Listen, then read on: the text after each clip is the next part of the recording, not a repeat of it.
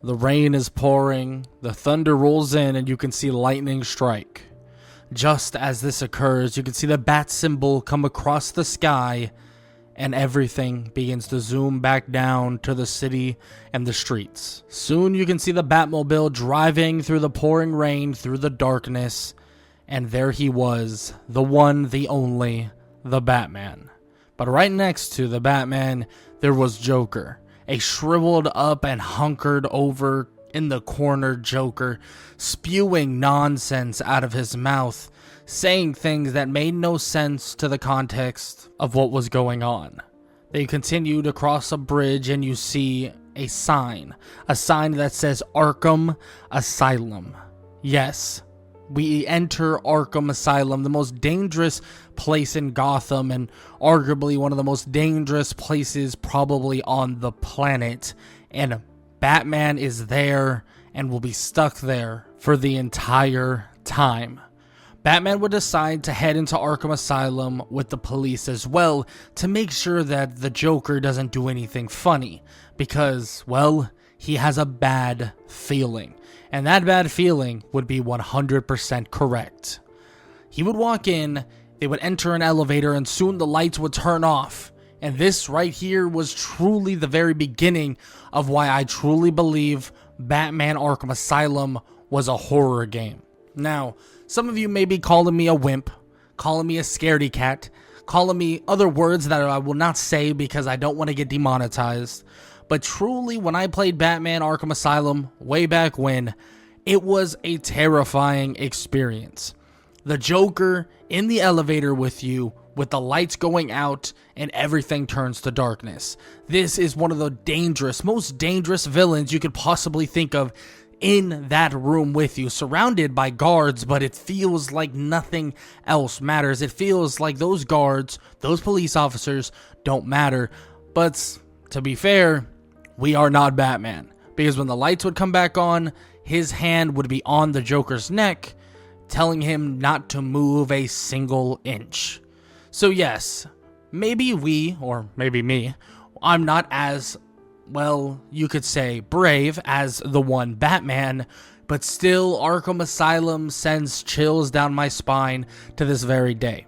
Of course, to make this video, I had to rewatch a lot of the cutscenes, rewatch a ton of gameplay, or more or less play gameplay if need be, but to make this video, that's what I needed to do, and it still sends chills down my spine to the idea that Batman knows that something feels off in this prison, feels that something is going on with some of the most dangerous villains ever. I mean, he decides to stay here and threaten his own life, something I would never do. I'd be running for the hills as soon as possible. But you get to feel how terrifying that presence truly is. And yes, you may not get it out of a boss fight like Zaz, and maybe someone that is, just threatening one of the guards. But when you begin to roam in this limited area, yes, this isn't no Arkham City where you can roam as far as you want. But the roaming is terrifying in itself.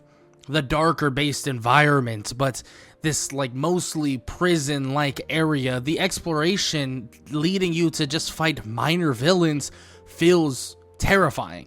As if you could walk down the wrong hallway and come across some scary, scary stuff. And you do just that in this Arkham Asylum game or Arkham story. When you begin to walk through a hallway, you see a dead Commissioner Gordon, or at least that's what you think he is, or at least that's what Batman thinks he is. This would lead us to the fight with the Scarecrow. The Scarecrow is a terrifying being, and frankly, he feeds off of fear, aka injects you with a fear toxin, so kind of makes sense that this gives you the horror game feeling. But that's not the only thing and not the only aspect that really gives me those chills.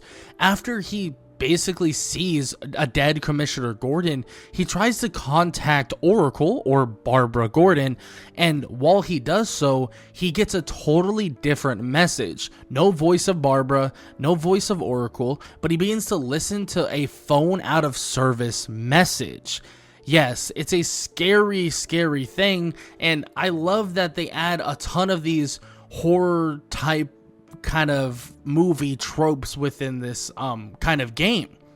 At the end of the day, we all know that a trope for a horror like movie would be picking up the phone and realizing that the lines are all cut, that you can't actually get signal, or picking up the cell phone and you're actually out of service or out of signal entirely. That's one of the tropes in a normal horror game.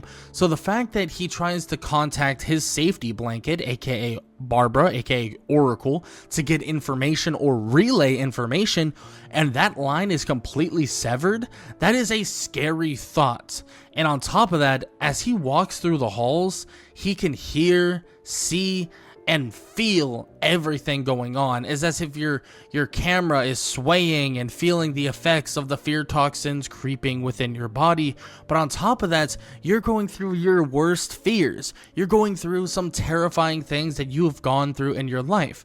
Well, in terms of Batman specifically, he goes through a ton of different things, from the very beginning of the Scarecrow fight to the very third one that you actually take Scarecrow on. All these fights have different aspects. The very first one, he sees the dead bodies of his mother and father, and then eventually a Scarecrow, or the Scarecrow, coming out of a body bag. Obviously, we would have the other scenes where he's walking down the alleyway as a child, and even seeing the grave of himself, Bruce Wayne.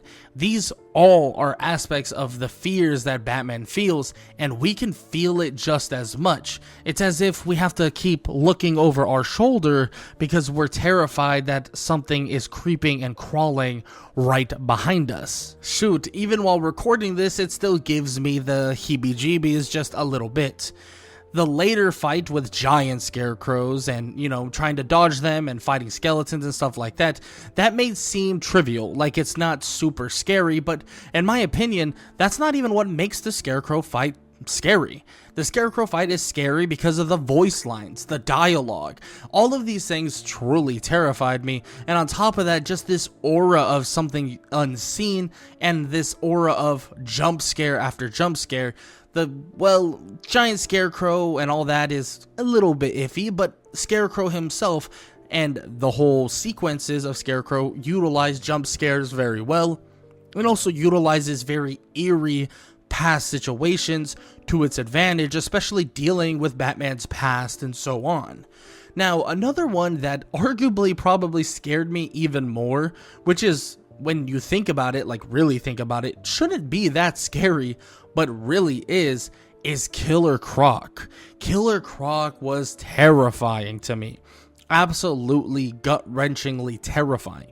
The environment itself was everything. The sewers gave me chills. It felt isolated. It felt all on your own, that there was nothing to help you, nothing to save you, and no one around to hear you scream. And I say this because the silence does volumes for a scary environment, and the Killer Croc sequence, let's just say the silence actually spoke volumes, because the silence itself gave you this weird, eerie feeling of, wow, is he gonna show up? Is he gonna pop out of nowhere? And when he does, and he starts hunting you down, breaking the mallets behind you over and over, yes, the sequence is easy, but I'm gonna be honest, the fear of smashing the button, the fear of having that controller in your hand and you're clicking and clicking and clicking, because guess what? You don't want to get caught. And that is a pretty good horror game, or even just a gameplay feature that most scarier type of games definitely uphold. The feeling of being chased, the thrill of it, but the terror as well. The terror and thrill, all of this of being chased, is something that is done beautifully in the Killer Croc section, because we're trying to find certain aspects or certain things that we need to help the entire Arkham Asylum so that we can get rid of this Titan formula. But no, this feeling of being hunted by something that is basically in their own territory. You have entered their domain, their own domain, and you think that, well, I'm gonna be okay. Well, Batman, of course, is gonna be okay. Us as a person, hell no, we would not have been okay. But the feeling of being chased down, the feeling of the silence, and all of that made Killer Croc so terrifying. And it didn't help that this guy was ginormous. He staggered a 9 feet tall, staring at you, chasing you down, hunting you like you were the prey. Because that's really what we were during that section. We were the prey. We were his dinner. He was hunting us down for sport, for action, and so that he can prove to Batman that he was stronger and better, and just flat out getting his revenge on Batman. So it definitely was pretty terrifying during those QTEs and all of those things where you're spamming the X button or spamming whatever button it would have been on Xbox, and you're just spamming it so that you're fine and that you can actually live, which is a terrifying notion in my book, at least when I was younger. Probably even now, I'm not gonna lie, I'm 21 years old and it probably would still terrify me if you put me in that situation. Now, you might be wondering, what else is scary in this game? Like, surely there can't be that much more. I mean, you talked about the environment, which is a little bit eerie, yes. And I also talked about, well, Scarecrow and Killer Croc, two of the more scary Batman villains. I'm sure there's a lot of you that will say, well, I can name a bunch of other ones that are scarier, but that's neither here nor there at the moment. And what else would have been scary, or who else would have been scary? Well, I'm gonna be honest, Poison Ivy, as much as she is an absolute baddie, she is terrifying. She is. She is a sleeper scary fight. Poison Ivy was one of those things that you were kind of like trying to help her in a way. You were trying to make sure that Arkham Asylum didn't go in complete ruin because of the plants that she was utilizing, and it was all because of the Titan formula and so on. And when you're about to more or less cure her from Titan or stop the spread of her plants entirely, she turns on you. She basically decides, you know what, I don't feel like playing this game anymore and I'm no longer going to help you, so I'm going to attack you with the basically with the overarching odds being that you are literally fighting this overpowered plant monster, and also the mutated plants. I mean, it's terrifying because it feels that everything is stacked against you. I mean, I will say that there might be something to say about a psychotic woman does shoot chills down my spine and makes me question how much of a man I truly am. But to be fair, when I first played this, I was somewhat a kid, and basically, well, yeah, more or less a kid. So you gotta cut me some slack a little bit there, but I guess to be fair, she does still kind of terrify me. But I think a lot of us can agree that a psychotic woman is okay from time to time. Not always, but it's okay from time to time. That's a little bit off topic, but yes, Poison Ivy is that psychotic woman, or at least it feels that way during this time. Obviously, you have your Harley Quinns and stuff like that, but Harley Quinn wasn't the psychotic that we were really looking for. This was psychotic plus power equals terrifying, and luckily Batman was in there to actually fight her, because wow, I would have been absolutely shitting bricks, because that would have been terrifying to deal with. And I'm gonna be honest, the aesthetic, the monstrous plants, and all of that, it just adds to how scary Poison Ivy really was. And I will be honest though, as we go on to the very last one that I want to talk about in Batman Arkham Asylum, obviously, that would be the Joker. And the Joker is terrifying. I'm not gonna lie, he is. But the Titan Joker fight wasn't that scary in a traditional sense. But I will say that when you have a live helicopter footage, it makes you feel like there is 1,000% up on the stakes. The live camera footage, swerving around, coming to the rooftop, looking for the Joker, it feels kind of like odd. It feels as if you're adding more stakes to the stakes that are already there. I mean, on top of that, they literally feed into this idea that Batman is blatantly weaker than Titan Joker. And I only say that in terms of physical strength because, well, he literally takes the cure himself instead of, well, jamming it into the Joker and essentially, at least to an extent, winning the fight. But he does decide to fight at a massive disadvantage, and that would be kind of the case in a way.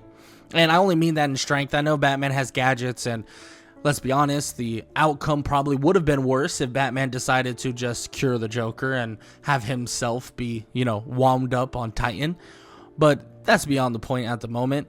But overall, this Joker fight wasn't super scary. I mean, he wasn't. He really just wasn't. But it did give you this odd feeling when you knew that Batman essentially was weaker than the Joker at this point in terms of raw physical strength.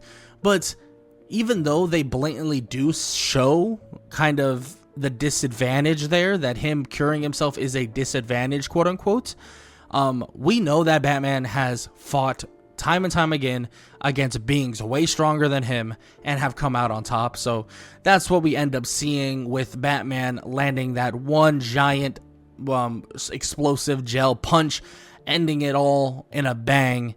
And I didn't even talk about the scariest thing about this, because let's be honest, this has to be the scariest thing in terms of the actual storyline of it. And that would be that he had to deal with Arkham Asylum, from Killer Croc to Scarecrow to Poison Ivy to the Joker and so much more in one night. He had to do it in one night. Yes, he literally locked himself in the prison with all of the most dangerous villains in Gotham and said, I will handle this. Don't worry about it. I got it. That's literally what Batman did. Now, that's pretty crazy. That's pretty psychotic. So maybe even Batman is a little bit more terrifying than most people and most heroes or even villains out there right now. But thank God we weren't actually in that game, because only Batman could truly walk into Arkham Asylum and be the only one walking out. And he kept them all locked in, all shut down, and he kept his whole mind and wits all together. At least for the most part, to a large extent. Now, I would love to hear what you guys have to say. Do you think Batman Arkham Asylum is a horror game? I mean, I truly believe it is. I mean, when I grew up playing it and watching the game and the gameplay, I truly thought Batman Arkham Asylum was a horror game in itself. And I know some of you do have the same opinion, but I would love to hear what you guys have to say in the comment section below. Maybe you don't think it's scary. Maybe you think it's terrifying. If you think it's terrifying, would love to hear who you think was the most terrifying in the entirety of Batman Arkham Asylum. And yeah, I hope you all enjoyed the video. If you did, show some love, leave a like, leave a sub, leave a comment down below. We're growing every day. I appreciate the love and support. Now, if you enjoyed this video, YouTube thinks you're going to enjoy this one, so you might as well go check it out. What are you waiting for? Click the video. Seriously, hurry up.